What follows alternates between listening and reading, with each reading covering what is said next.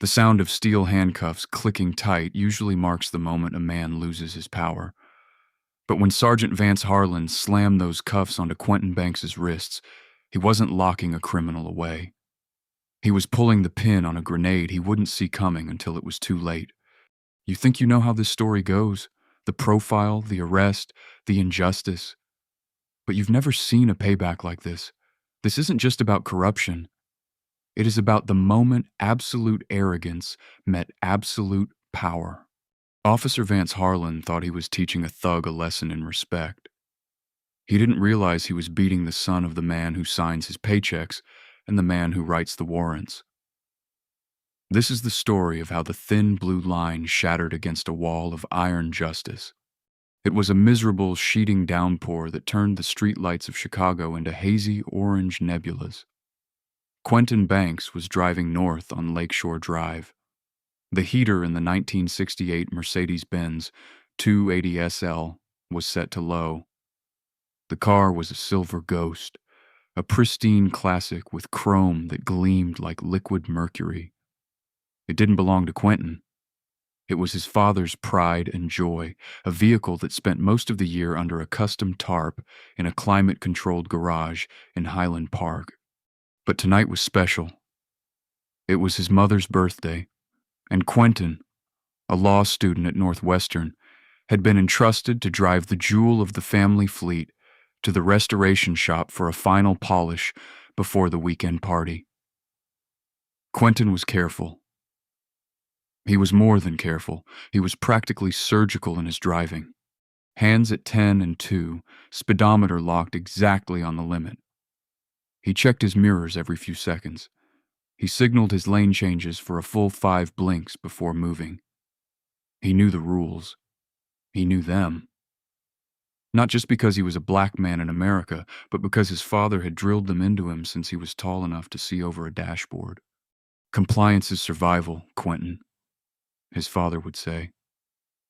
His voice was a deep baritone that commanded courtrooms and dinner tables alike. You do not argue on the roadside. You argue in front of a judge. You survive the encounter. We win the war later. Quentin adjusted his glasses. He was wearing a collegiate sweater, pressed khakis and loafers. He looked like exactly what he was, a Dean's List student with a bright future. But as he passed the Belmont exit, the rearview mirror flooded with blinding white light, followed instantly by the erratic strobing reds and blues of a patrol car. Quentin's stomach dropped, a visceral biological reaction that no amount of innocence could suppress. Okay, he whispered to the empty car. Okay, just a tail light. Maybe I didn't signal long enough. He engaged the turn signal, slowed down gradually and pulled over to the shoulder, making sure to stop under a street lamp. Visibility was key. He put the car in park. He rolled down all the windows despite the freezing drizzle so the officers could see inside. He turned off the engine. He took the keys out of the ignition and placed them on the dashboard. Then he placed both hands flat on the top of the steering wheel, fingers spread wide. In the side mirror, he saw the patrol car door open. 2 figures emerged. One was young, slight, moving with a hesitant shuffle. The rookie. That was Officer Lane Carver. The other was massive. He moved not with a shuffle, but with a swagger that suggested he owned the concrete beneath his boots. This was Officer Vance Harlan. In the precinct, they called him the Razor because of his sharp temper and his tendency to cut corners on paperwork. He had multiple complaints on his file, 0 disciplinary actions. He was the quintessential tough cop who believed fear was the only currency the streets respected. Harlan tapped his baton against his thigh as he approached the driver's side. He didn't shine his flashlight into the car. He shone it directly into Quentin's eyes. "License and registration," Harlan barked. "Good evening, officer. My license is in my back right pocket. My registration is in the glove box. I am going to move my right hand to get them now. Is that okay?" It was the textbook response, polite, communicative, non-threatening. Harlan sneered. He hated the smart ones. To him, articulation sounded like condescension. Just get the ID, kid. Don't give me a speech. Quentin moved slowly. He retrieved his wallet and handed over the ID. Harlan snatched it, shining the light on the card and then back at Quentin's face. Quentin Banks, Harlan read, dragging out the syllables as if they were suspicious. Nice car, Quentin. This yours? Belongs to my father, sir. Your daddy, huh? Harlan leaned in, his forearms resting on the door of the vintage Mercedes. He smelled of stale coffee and aggressive cologne. And what does Daddy do that he can afford a ride like this? He sell pharmaceuticals? It was a bait question, a racist trope wrapped in a sneer. Quentin swallowed the anger rising in his throat. Survived the encounter. No, sir. He works for the state. Harlan laughed, a harsh barking sound. The state? What? He works at the DMV? He fixing potholes? You expect me to believe a state worker bought a 68 SL? He has a senior position, sir. Get out of the car, Harlan said abruptly. Quentin froze. Officer, may I ask why? Have I committed a traffic violation? I smell marijuana. Harlan lied. It was effortless for him. The magic words, the phrase that bypassed the Fourth Amendment and opened the door to whatever he wanted to do next. Sir, I don't smoke. No one has ever smoked in this car. It's a collector's item. I didn't ask for your life story. I said get out of the vehicle now. Harlan's hand dropped to the holster at his hip, not drawing, but resting there. A silent threat. Officer Carver, the rookie on the passenger side, looked nervous. Rick, I don't smell anything. Shut up, Carver. Harlan snapped without looking back. Check the glove box, I'm pulling him out. Quentin undid his seatbelt. He knew that refusing now would give Harlan the excuse he was desperate for. He opened the door and stepped out into the cold rain. Turn around. Hands on the hood. Spread your legs. Quentin complied. The cold metal of the Mercedes sucked the heat out of his palms. He felt Harlan's heavy hands patting him down, rough, invasive, searching for something that wasn't there. Harlan reached into Quentin's pockets, pulling out his phone and tossing it under the wet hood of the car. Clean, Harlan grunted. Now stay there. Officer, Quentin said, his voice trembling slightly. I really think there's been a mistake. I told you to shut your mouth. Harlan slammed Quentin's face down onto the hood of the car. The impact made a sickening thud.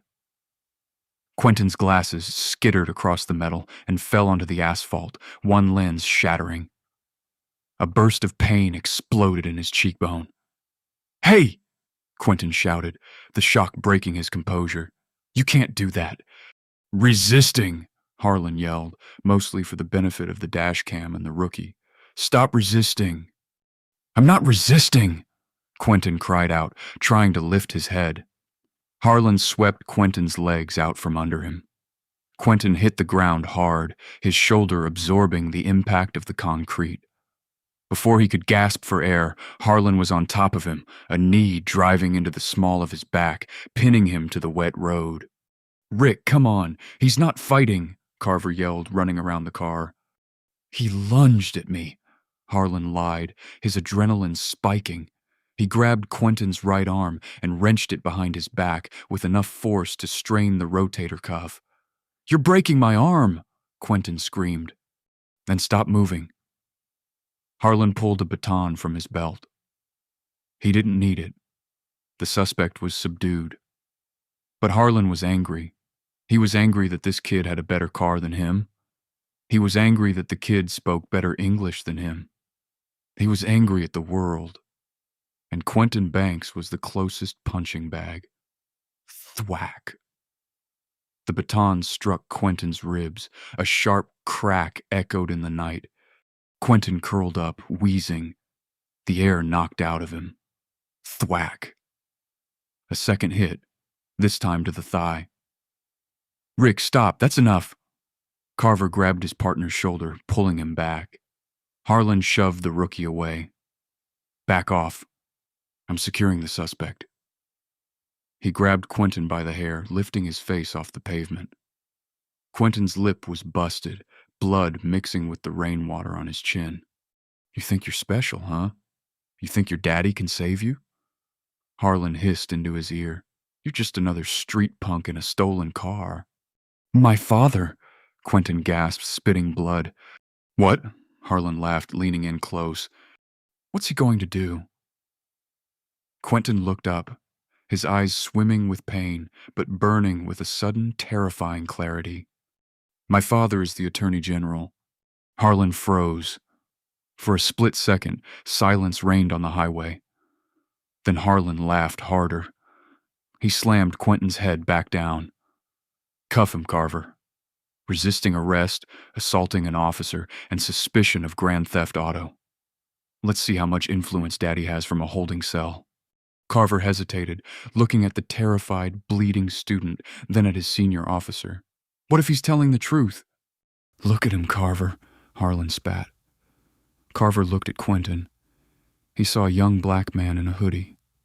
Quentin had put his hood up against the rain earlier. In Harlan's world, that was the only demographic that mattered. Carver clicked the cuffs onto Quentin's wrists. The ride to the 4th precinct was a blur of pain for Quentin. He sat in the back of the cruiser, ribs throbbing in time with his heartbeat. He didn't speak. He didn't cry. He closed his eyes and focused on his breathing, cataloging his injuries like a lawyer building a case file.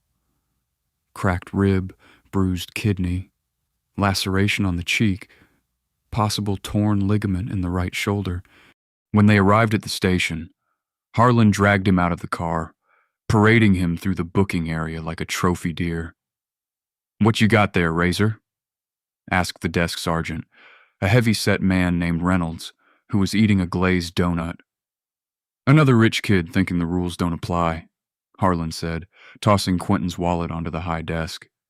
"Says his daddy is the Attorney General." Reynolds snorted, not even looking up from his paperwork. "Yeah, and the guy in cell 3 says he's Jesus Christ. Book him." They took Quentin's fingerprints. They took his mug shot, a photo that showed a swollen eye and a bloody lip. They took his shoelaces and his belt. Finally, they put him in a holding cell. It was a concrete box that smelled of bleach and despair. "Phone call," Quentin said. His voice was raspy but steady. Harlan stood on the other side of the bars, smirking. "System's down, kid. Maybe later." "I know my rights," Quentin said, walking up to the bars and staring Harlan in the eye. "I am entitled to one phone call. If you deny me that, you are adding a deprivation of civil rights charge to the assault and battery charges you've already accrued tonight." Harlan's smile faltered. The kid didn't sound like a street punk. He sounded educated, dangerous. Reynolds looked up from his desk. "Let him make the call, Rick. Don't give him ammo." Harlan rolled his eyes. He opened the cell and shoved a heavy corded phone at Quentin. "Make it quick. You got 2 minutes." Quentin picked up the receiver. His fingers, trembling from the adrenaline crash, dialed the number he knew by heart.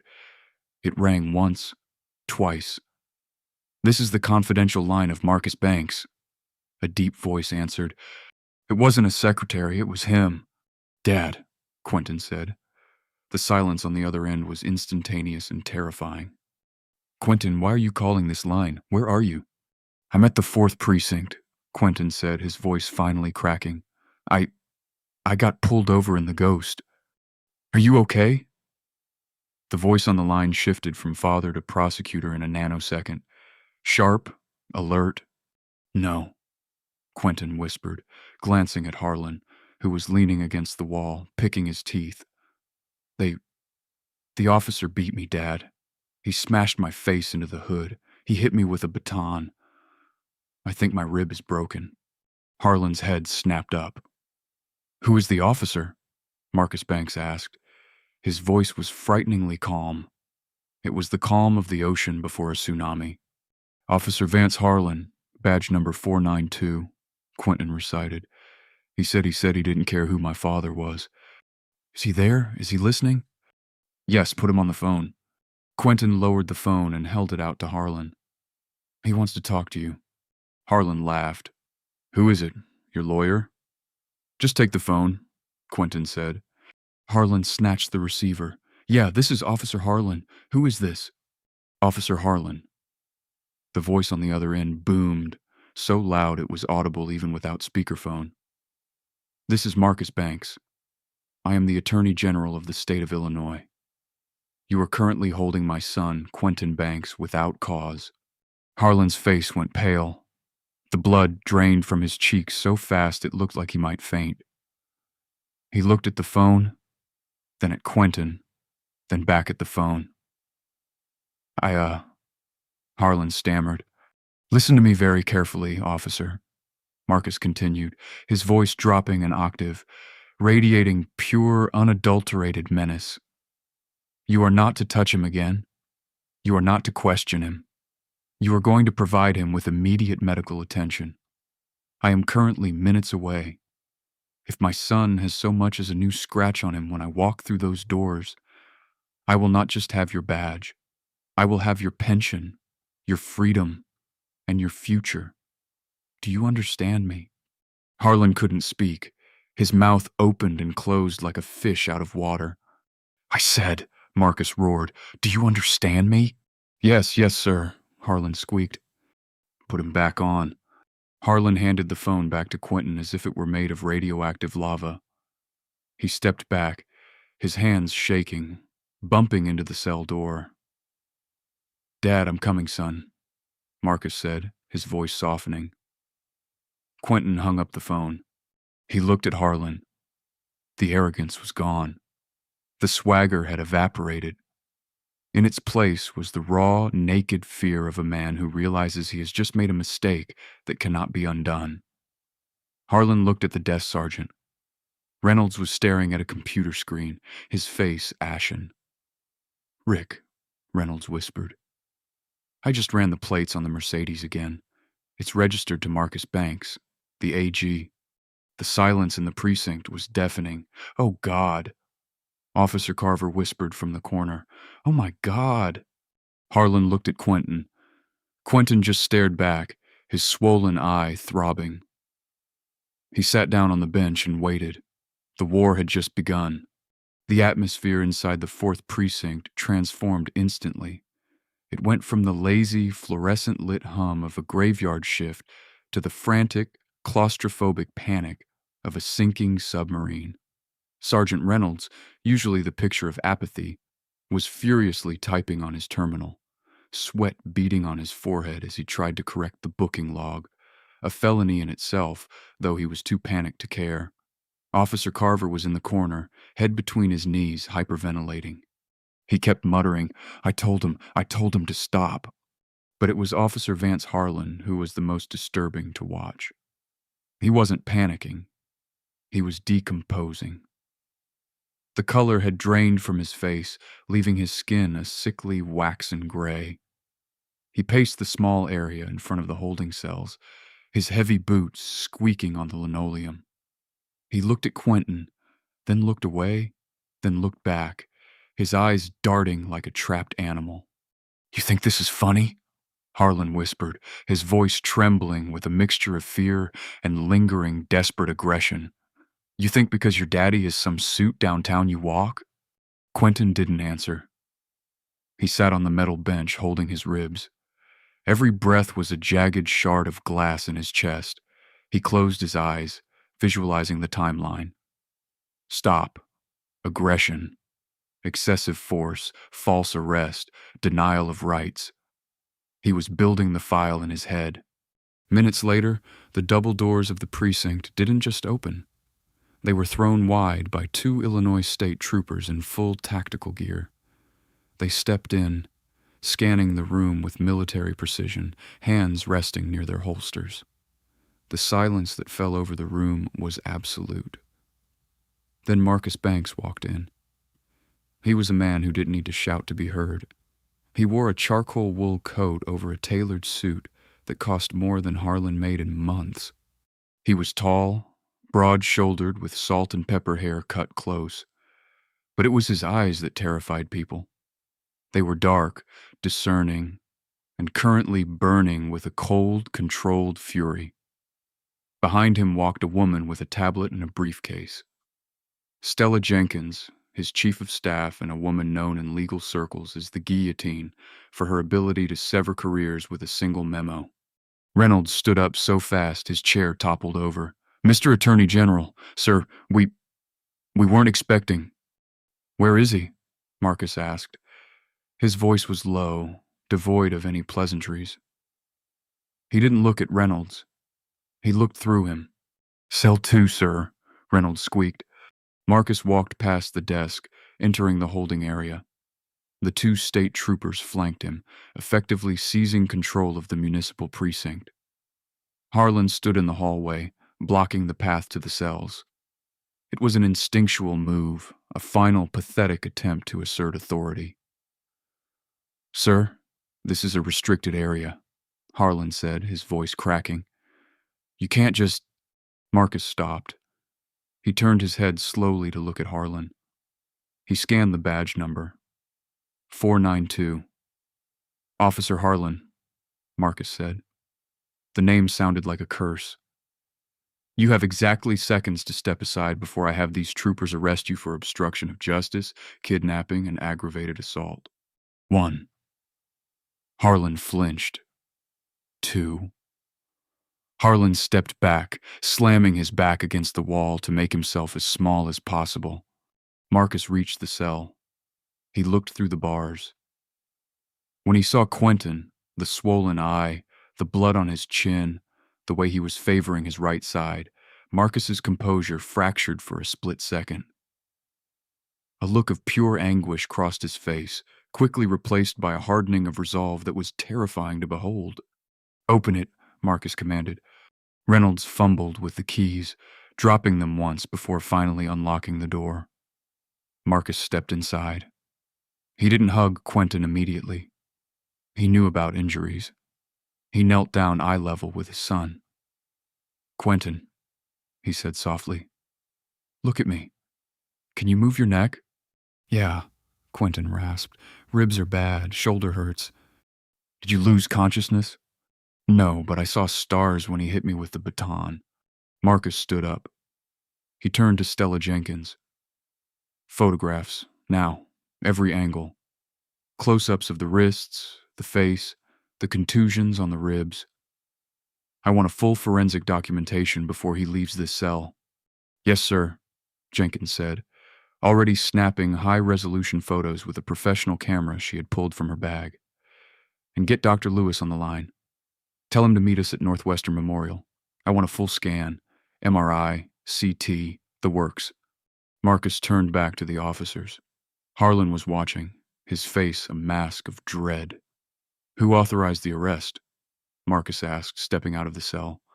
I did," Harlan said. "On what grounds?"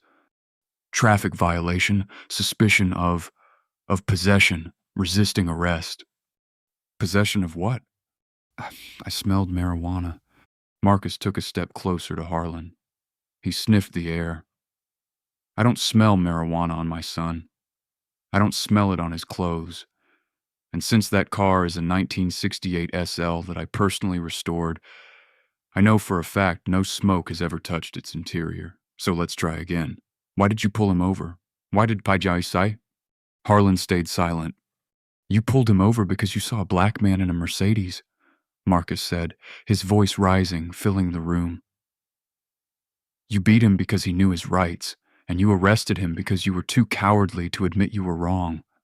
"He attacked me," Harlan blurted out, the lie desperate and reflexively defensive.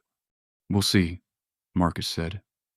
"Stella, issue a subpoena for the dashcam footage, body cam footage, and the precinct's internal surveillance, immediately. If a single second of that footage is corrupted or lost, I will personally oversee the dismantling of this entire department." The precinct doors opened again. This time it was Captain Miller, the precinct commander. He had clearly been woken up, his shirt untucked, his hair messy. He looked like a man walking to his own execution. "Mr. Attorney General," Miller said, breathless. "I just got the call. I had no idea." I'd... Captain Miller, Marcus said, checking his watch. Your officers have assaulted a civilian. They have denied him his constitutional right to counsel. They have falsified a booking log. He glanced at Sergeant Reynolds. Yes, Sergeant Reynolds, we saw you typing. And they are holding him on fabricated charges. You have minutes to process his release, or I am calling the governor and declaring this precinct a crime scene. Miller looked at Harlan with pure hatred. Release him now. Drop the charges. But Captain, Harlan started.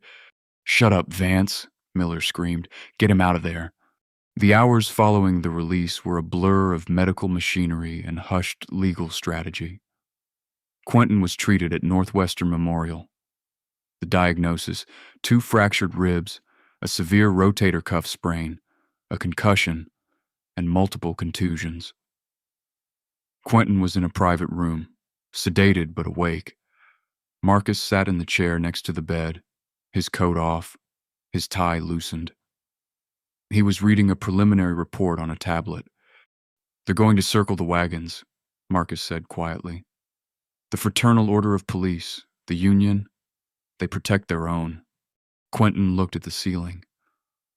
Harlan. He was so sure, Dad. He was so sure he could do whatever he wanted. That is the culture of impunity, Marcus said. He has multiple complaints: excessive force, racial profiling, intimidation, all dismissed, unsubstantiated. That ends today. The next morning, the war began in earnest. It started with a press conference, but not one Marcus called. It was the police union representative, Mike Russo, a man with a thick neck and a thicker Chicago accent. Russo stood on the steps of the precinct, surrounded by microphones. Officer Harlan is a decorated veteran of this force, Russo bellowed into the cameras. He encountered a hostile suspect who resisted a lawful order. We have reason to believe the suspect was reaching for a weapon. The fact that this suspect has political connections should not exempt him from the law. We stand by our officer. Marcus watched the broadcast from his office in the James R. Thompson Center. He turned off the TV with a click, reaching for a weapon. That's the narrative, Marcus mused. Stella Jenkins sat across from him. They're betting on the footage being ambiguous, or they're betting on the public not caring. They don't know we have the audio, Marcus said. The audio, Quentin? Marcus smiled, a cold, predatory smile. He's smart. He didn't just put the keys on the dash. He started a voice memo on his phone before he rolled down the window. It recorded everything until Harlan threw it on the hood, and then the dash cam picked up the rest. But the phone was seized, Stella noted. And if they deleted that file, Marcus said, that is spoliation of evidence, a federal crime. By noon, the blue wall was being built brick by brick. The official police report was released. It was a masterpiece of fiction. It claimed Quentin was swerving. It claimed he was verbally abusive. It claimed he assumed a fighting stance. Marcus didn't respond with a statement. He responded with a lawsuit. It wasn't just a civil suit for damages. Marcus Banks, acting as a private citizen on behalf of his son, but wielding the knowledge of the state, filed a federal civil rights lawsuit under 42 U.S. Code, Section 1983. He named Vance Harlan, Lane Carver, Sergeant Reynolds, and the city of Chicago. But the real twist, the hammer blow, came in the afternoon. Marcus called a press conference. He didn't stand on the precinct steps. He stood at the podium of the Attorney General's office, the seal of Illinois behind him. This morning, Marcus began, his voice calm and broadcast across every major network. The police union claimed my son was reaching for a weapon. They claimed he was a threat. They claimed Officer Harlan was a hero. He paused. He looked directly into the camera lens. I am not here today as the Attorney General. I am here as a father, but I am also a man who believes in evidence. The Chicago Police Department has refused to release the body cam footage, citing an ongoing investigation.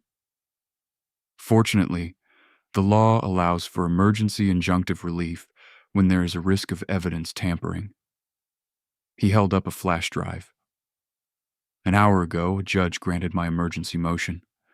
We have the footage, and we are releasing it to the public right now. Behind him, a large screen flickered to life. The world watched. They saw the silver ghost gleaming in the rain. They saw Quentin's hands at 10 and 2. They heard his polite, fearful voice. "Good evening, officer. My license is in my back right pocket." They heard Harlan sneer. "And what does Daddy do that he can afford a ride like this? He sell pharmaceuticals?" The room of reporters gasped. Then came the violence. The unprovoked slam onto the hood, the sound of the baton striking bone. The image of Harlan's face twisted in hate, screaming at a boy who was lying on the ground crying for his father. And then the audio from the phone call. "My father is the Attorney General," and Harlan's laughter. "Yeah, right. And I'm the Queen of England." The video cut to black. Marcus looked back at the reporters. The room was silent. "Officer Harlan didn't just break my son's ribs," Marcus said. "He broke the public trust. And unlike the times before, this time the blue wall will not hold." The fallout was instantaneous. The internet exploded. The hashtag Justice for Quentin trended #1 globally within minutes. But it wasn't just outrage, it was verification. The video was undeniable proof that the police report, the official government document, was a lie. In the precinct, Captain Miller watched the broadcast in his office. He put his head in his hands. The phone on his desk began to ring. It was the mayor. In the break room, Harlan watched on a small TV. He wasn't swaggering anymore. He was staring at the screen, watching his career incinerate in real time.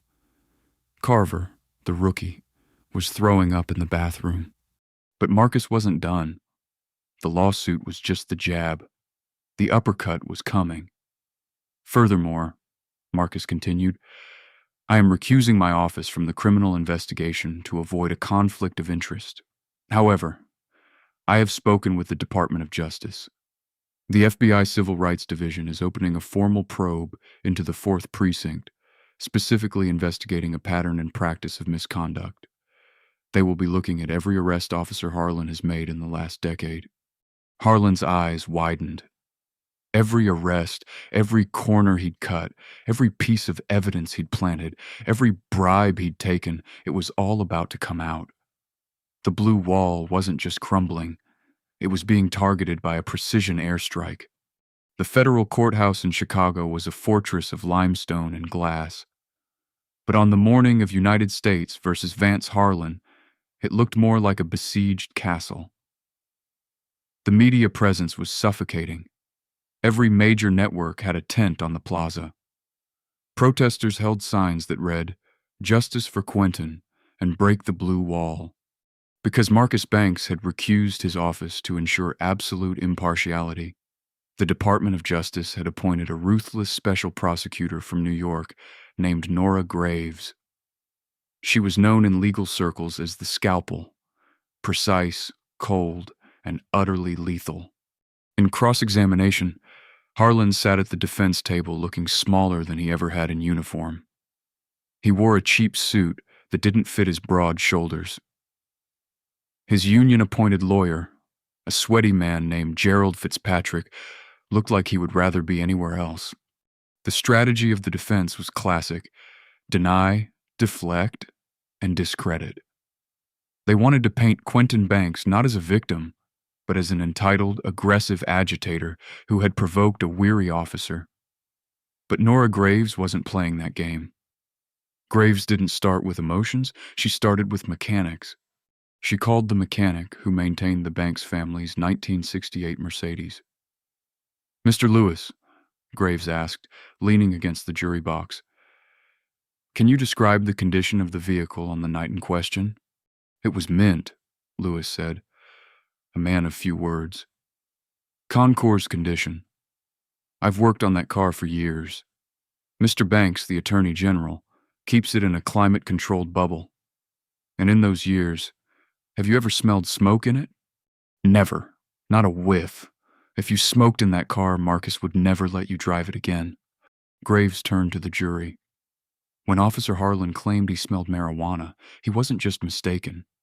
He was fabricating a probable cause that physically could not exist. The turning point, the moment the air left the room, came on the third day.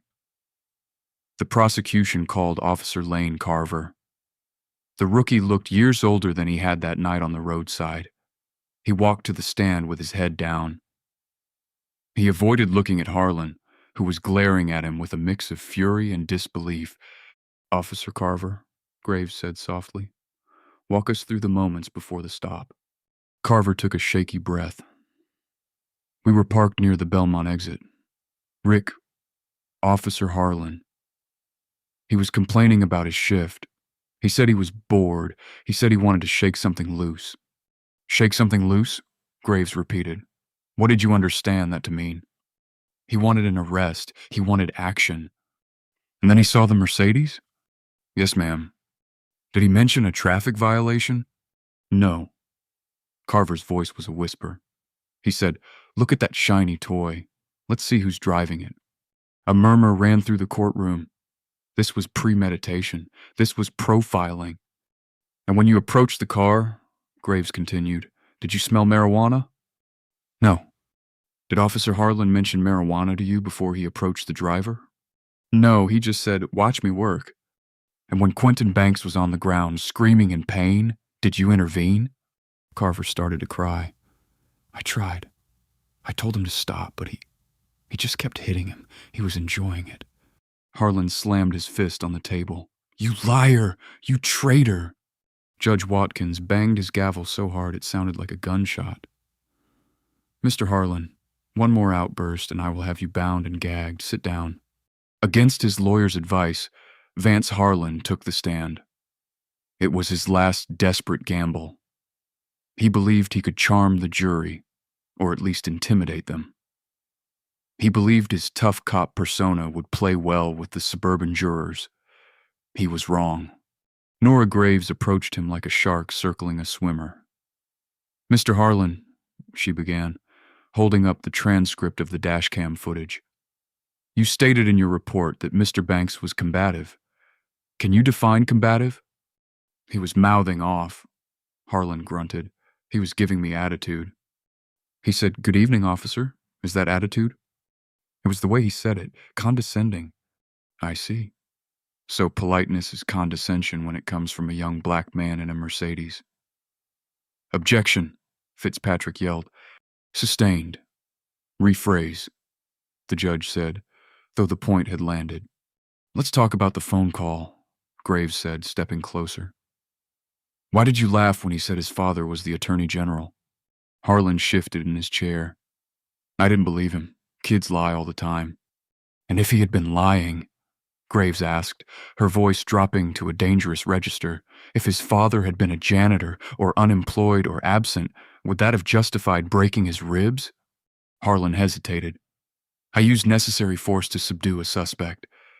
"He was handcuffed," Graves snapped. "He was face down on the pavement. He weighs 160 pounds. You weigh 240. You had a baton. He had a learner's permit. In what universe is that necessary force?" "He was resisting.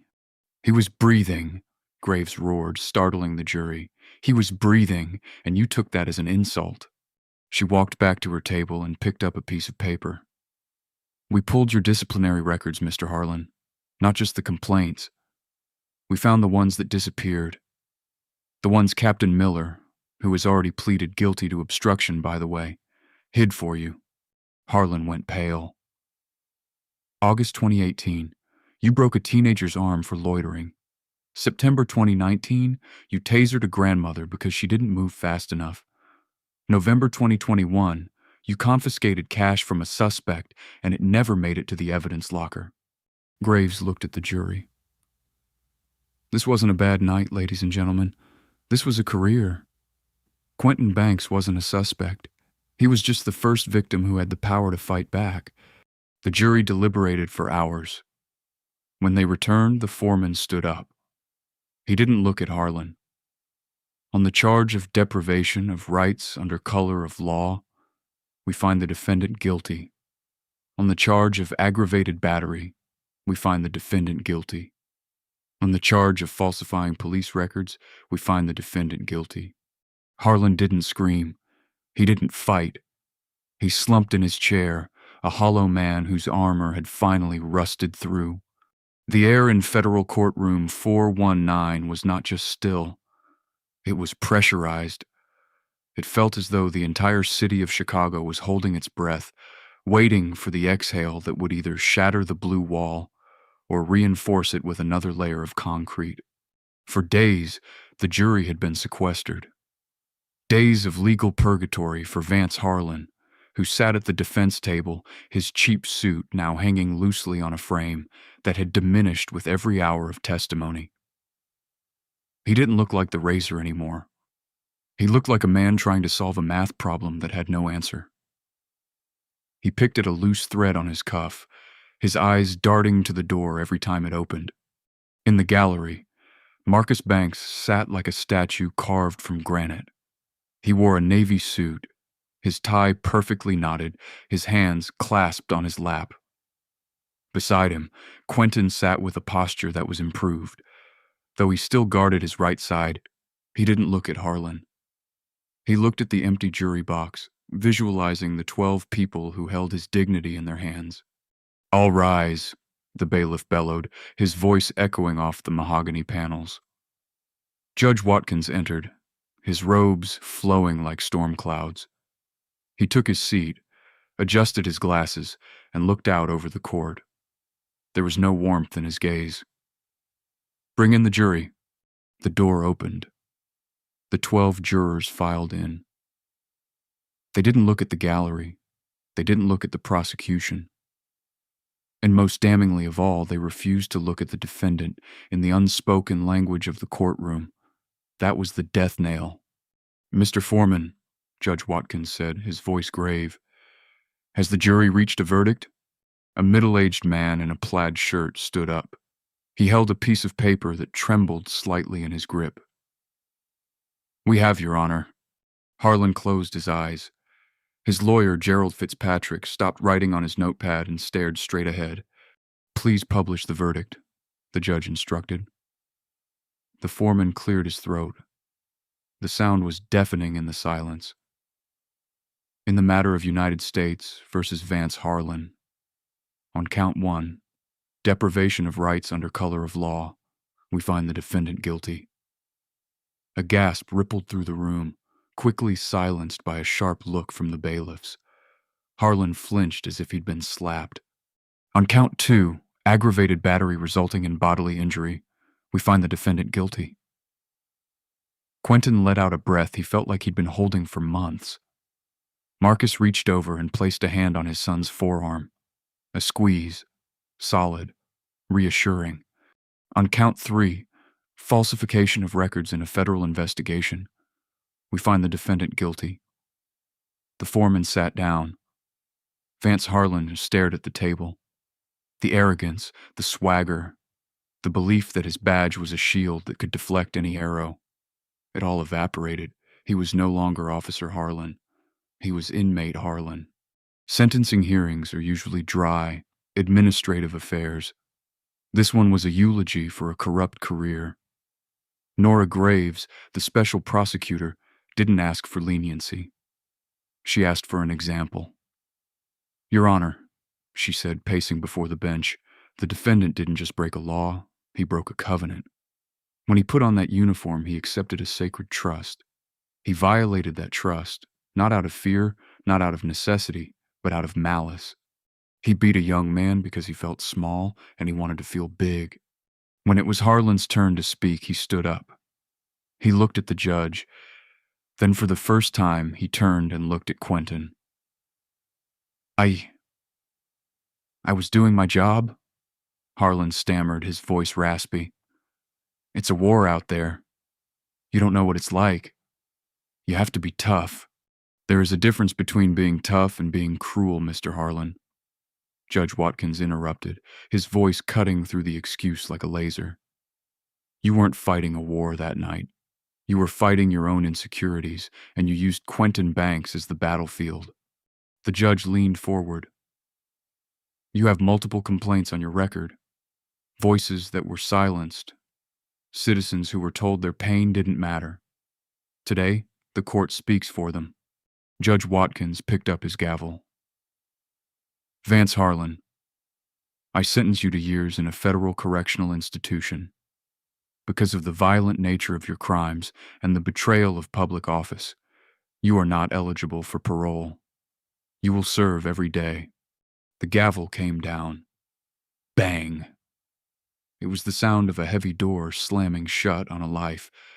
As the marshals moved in, cuffing Harlan's hands behind his back the same way he had cuffed Quentin, Harlan looked at Marcus.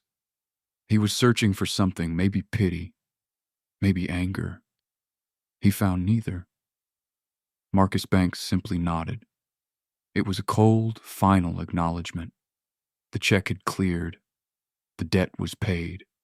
The prison sentence was just the beginning of the dismantling of Vance Harlan. Karma, once engaged, is a thorough housekeeper. Weeks after his incarceration at the Metropolitan Correctional Center, a process server visited Harlan in the visitation room. It wasn't a friend. It was a woman with a manila envelope. Divorce papers, she said flatly. Your wife, Selena, she's filing for full custody. She's moving out of state. Harlan stared at the papers through the plexiglass. She can't do that. I have rights. She's also changing the children's last names, the server added, twisting the knife. She doesn't want them associated with this. She doesn't want them to be the Harlan kids at their new school. Harlan placed his hand on the glass. For the first time, he looked truly broken. He wasn't losing his freedom anymore. He was losing his existence. The financial ruin followed swiftly. The civil suit Marcus had filed was settled for millions.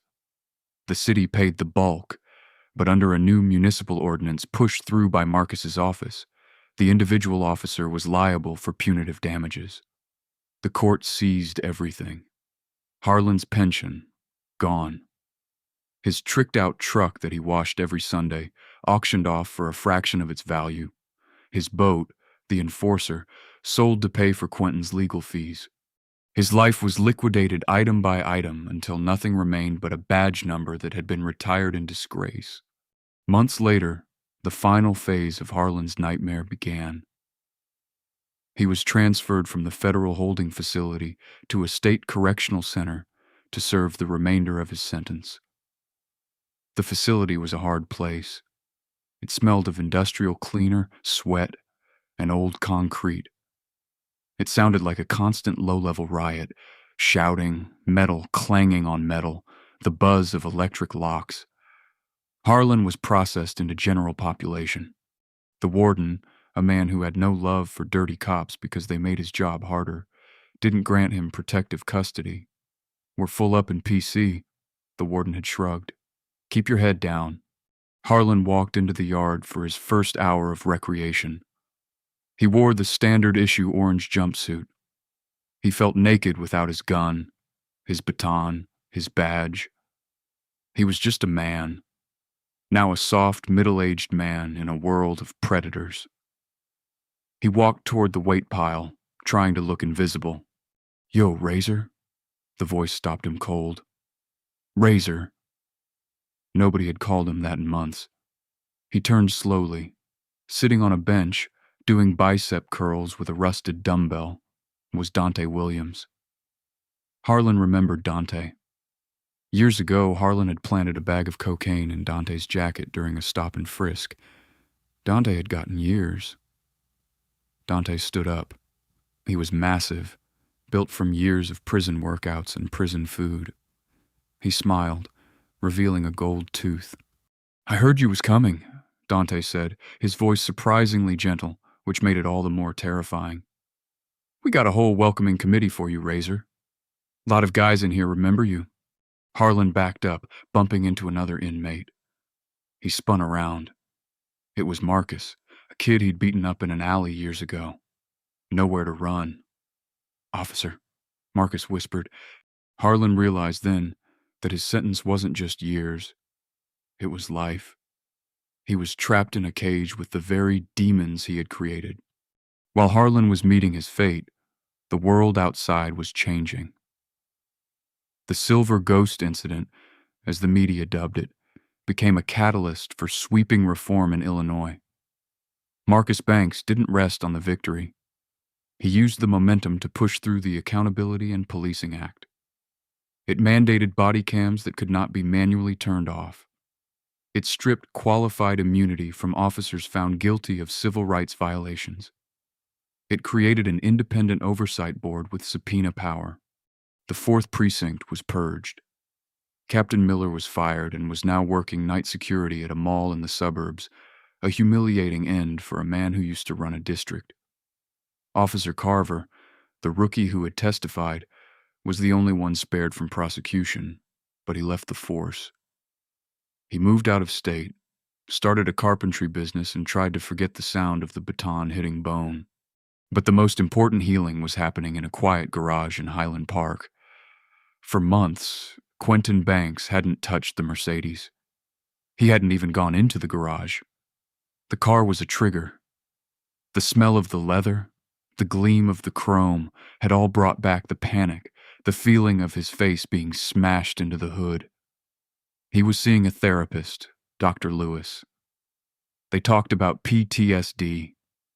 They talked about the feeling of helplessness. "You have to reclaim the space," Dr. Lewis had told him. "That car isn't Harlan's. It's yours. It's your father's. It's your history. Don't let him own it." It was a Tuesday night in late October, exactly 1 year since the incident. Marcus was in the kitchen reading a brief. He heard the garage door open. He stood up and walked to the door. Quentin was standing by the 1968 Mercedes-Benz 280 SL. He was running his hand along the fender right where the dent from his hip had been repaired. The car was flawless again. The Silver Ghost shimmered under the fluorescent lights. "You going somewhere?" Marcus asked softly. Quentin looked up. He was wearing his driving gloves. He looked older than his years. His eyes were serious, but the fear was gone. "Just for a drive," Quentin said. I need to take it out. Want company?" "No," Quentin smiled. "I need to do this alone." Marcus nodded. He tossed Quentin the keys. 10 and 2, son." 10 and 2, Dad." Quentin got in. He turned the key. The engine roared to life, a deep, throaty purr that sounded like power and freedom. He backed out of the driveway. He drove to Lakeshore Drive. The rain was falling again, turning the streetlights into hazy orange nebulas. Just like that night, Quentin's heart rate spiked as he merged onto the highway. He saw a patrol car parked on the shoulder ahead. His hands tightened on the wheel. His breath hitched. "Compliance is survival," his brain whispered.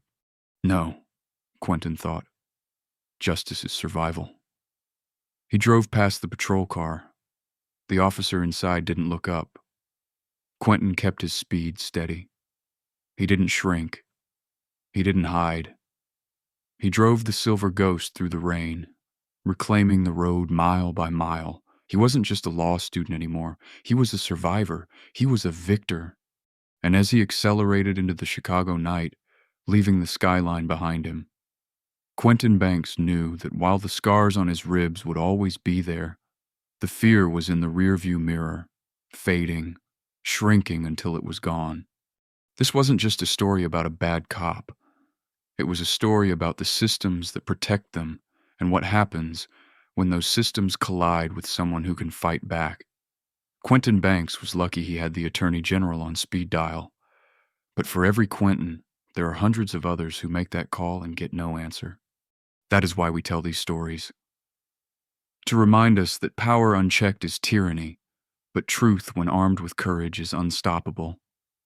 If this story kept you on the edge of your seat, smash that like button and share it with everyone you know.